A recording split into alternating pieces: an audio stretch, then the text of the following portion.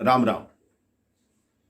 कहते हैं ईश्वर की भक्ति जब करते हैं तो मन से करनी चाहिए।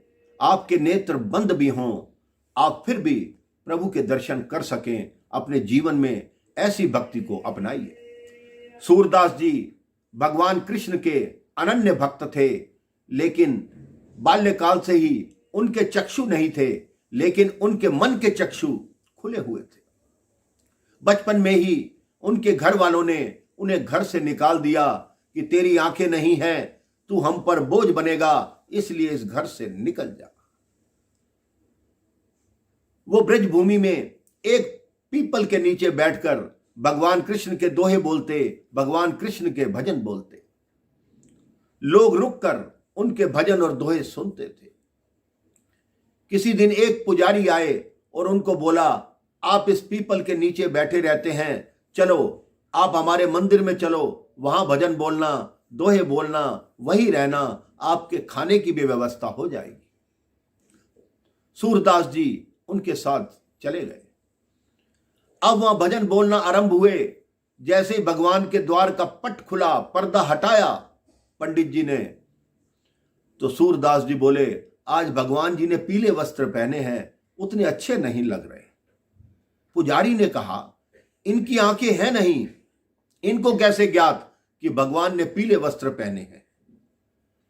उन्होंने सोचा शायद किसी ने बताया होगा कि हम भगवान को पीले वस्त्र पहनाते हैं।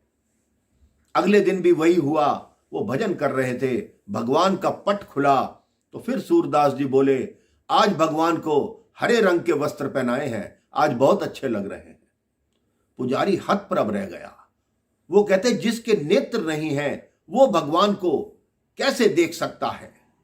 उस पुजारी को क्या ज्ञात कि सूरदास जी को रोज भगवान दर्शन दिया करते थे।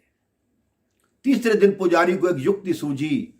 उसने भगवान को वस्त्र पहनाए ही नहीं और पत्तों से ही सिर्फ भगवान का श्रृंगार कर दिया। पुजारी ने सोचा, आज इसको आजमाता हूं, आज ये क्या बताएगा। आज तीसरे दिन फिर पट खुले तो सूरदास जी हंस पड़े। कहते हैं, पुजारी जी, आज भगवान गरीब हो गए, आज भगवान के पास कपड़े नहीं बचे, आज भगवान ने पत्ते ही पहन लिए। पुजारी उनके चरणों में गिर गया। उसको समझ आ गया कि ये सच्चा भक्त है। इसके चक्षु बंद हैं, लेकिन मन की चक्षु, ज्ञान चक्षु पूर्ण रूप से खुले हुए।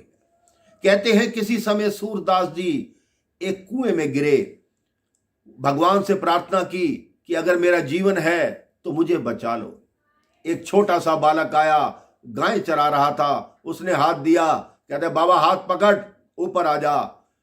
उन्होंने सूरदास का हाथ पकड़ा। सूरदास ने जैसे स्पर्श किया, उनको समझ आ गया कि ये मेरा कृष्ण कन्हैया है। कहते हैं, रुक जाओ, मैं तुम्हें जाने नहीं दूंगा। भगवान ने हाथ छुड़ाया। तब सूरदास जी ने एक दोहे की रचना की, जो दोहा आज तक प्रसिद्ध है कि हाथ छुड़ाए जात हो निर्बल जान के मोह, जब हृदय से जाओगे सबल जानूंगा तोहे।